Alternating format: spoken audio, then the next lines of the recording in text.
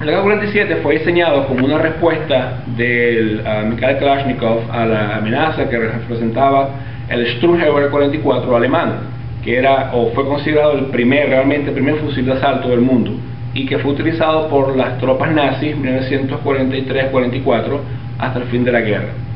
Mikhail Kalashnikov tuvo la ventaja de que él, después de haber sufrido, me imagino, en carne propia, las tropas rusas, sobre todo en el frente del este, el efecto del Sturmgewehr 44, estaba más familiarizado con el concepto, y él utilizó la técnica de los alemanes en esa época con la facilidad de capacidad industrial de Rusia o de la Unión Soviética en el momento, lo que hace que el fusil sea mucho más fácil de fabricar, mucho más económico y que sea más adaptado para el uso de soldados conscriptos. El diseño original del AK-47 permaneció en vigencia hasta el 1959, cuando Mikhail Kalashnikov lo rediseñó y se denominó AKM, o M modernizado. La diferencia es muy sustancial, pero no es obvia. De hecho, la denominación permaneció igual, la gente aún lo llama AK-47, y permaneció en servicio con las fuerzas del bloque del este y muchas tropas, muchos movimientos guerrilleros durante los 60s y el principio de los 70s. En esa época, los soviéticos empezaron a observar que la munición del M16, a pesar de que no tenía la capacidad de infligir bajas a larga distancia como la AK-47, sí era más apropiada para corta distancia, y en general los combates de infantería tienden a ser, bien sea en una situación de emboscada o en un combate urbano, tienden a ser a menos de 200 metros. Entonces ellos rediseñaron la AK-47 para adaptarlo a lo que ellos consideraban esa tendencia mundial, y el resultado fue la AK-74, que utiliza una munición similar a la M16, que es esta no es, este es el Remington. Dame un segundo, vamos a sacarlo de aquí.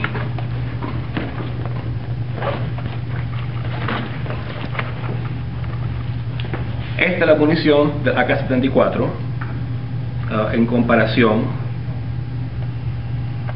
Es 5.45 por 39 milímetros. En este momento debería aclarar algo que tiene que ver con el diseño de munición. Siempre generalmente hay dos números que se utilizan para denotar la munición. Uno es el calibre, el otro es el largo del casquillo en milímetros. Por ejemplo, el caso de la 7,62 por 51 milímetros del FAL, o del 7,62 por 39 milímetros. Este sería del FAL, este sería del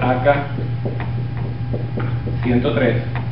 Lo que quiere decir es que esta primera cifra denota el calibre o el diámetro del proyectil en milímetros. O sea, se habla sobre esta cifra. Y la segunda cifra denota el largo del casquillo en milímetros.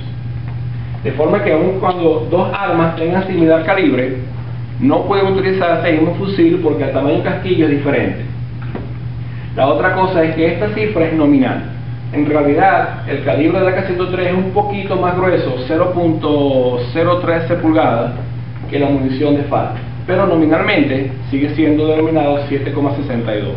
Entonces, cuando hablamos de calibre, nos referimos a ambas cifras: el diámetro de la bala y el largo del casquillo en milímetros. Habiendo explicado esto, entonces se denota mejor por qué razón algunos fusiles o algunas armas son más apropiadas que otras en diferentes escenarios. Por ejemplo, la idea de la munición de AK-74, que fue esta, era más o menos emular el comportamiento del fusil M16, que les pareció a los soviéticos que había sido mejor de lo esperado, sobre todo a combate a corta distancia, y lo adoptaron como su fusil de infantería normal en 74. El resultado es este fusil que tenemos ahora, AK-74. Esta es la versión original con culata y guardamano de madera, que es como se utilizó en el ejército soviético en el 74. Comparado con el AK-47 y con el AK-103 hay una diferencia. Con respecto a la K-47, hay tres diferencias que son obvias. Una es de que hay un freno de boca que son de 24 milímetros, que está adaptado acá. Esto hace que el retroceso del arma sea muy liviano. O sea, esta arma es una de las que he utilizado que tiene prácticamente ningún retroceso. La otra diferencia es que el cargador es menos curvo. Eso tiene que ver con el diseño de la bala. Es más parecido al cargador del M16 y por tal razón es suficientemente diferente. Aunque ellos utilizaron un color como este como para diferenciarlo, el cargador K103 o K47 es mucho más curvo. La otra diferencia es esta ranura aquí, que hubo mucha especulación en Occidente al respecto de por qué, y básicamente la idea era ahorrar peso, simplemente ahorrar peso. Pero en general el diseño es muy similar, funciona prácticamente igual, es básicamente un cambio en calibre y un poco de mejoramiento, más nada. Ahora, con respecto a la K103, este fusil es muy similar, excepto por la diferencia en calibre. Por supuesto el cargador con otro calibre, el cargador es más curvo y es totalmente negro.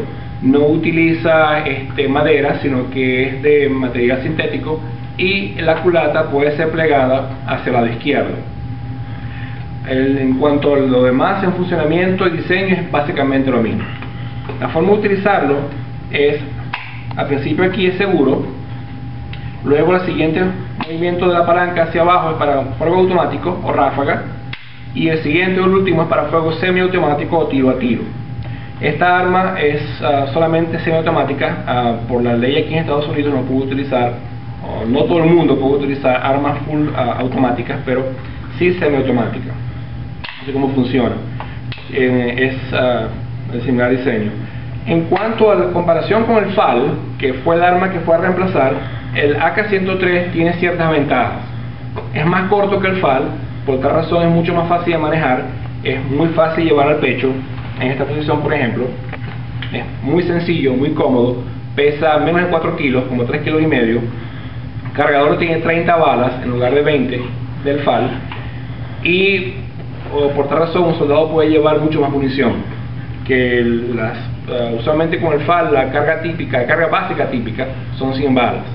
Con este fusil es muy fácil para un soldado llevar 150 o 210 balas sin mayor incremento en peso, aparte que es mucho más sencillo llevar, por ejemplo como en este caso el pecho. También tiene algunas desventajas en mi opinión comparado con el FAL.